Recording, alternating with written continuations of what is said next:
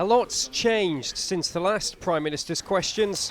So I'd like to welcome everyone, both members joining us remotely from their constituencies up and down the UK and members here in the Chamber. For the first time, MPs could dial in from home. Keir Starmer. And there was a new leader of the opposition. Thank you, Mr. Speaker. Don Valley MP Nick Fletcher was one of the first backbench MPs to question the first Secretary of State, Dominic Raab. Nick Fletcher.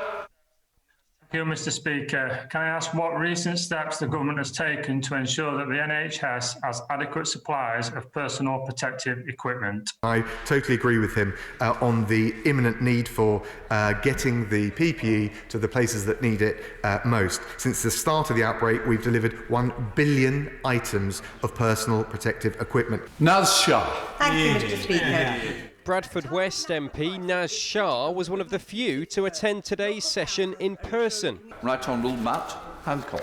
Next at the dispatch box was Health Secretary Matt Hancock. Hilary Benn asked him about face masks. Hilary Benn.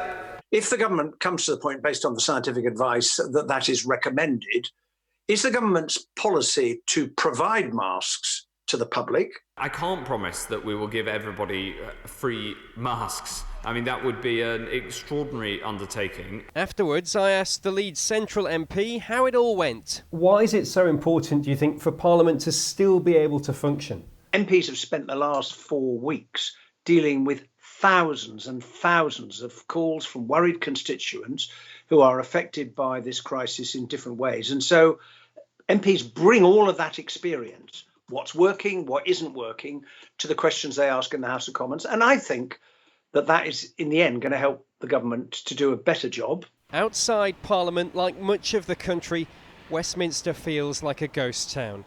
But MPs are determined that coronavirus won't put a stop to democracy. Harry Horton, ITV News.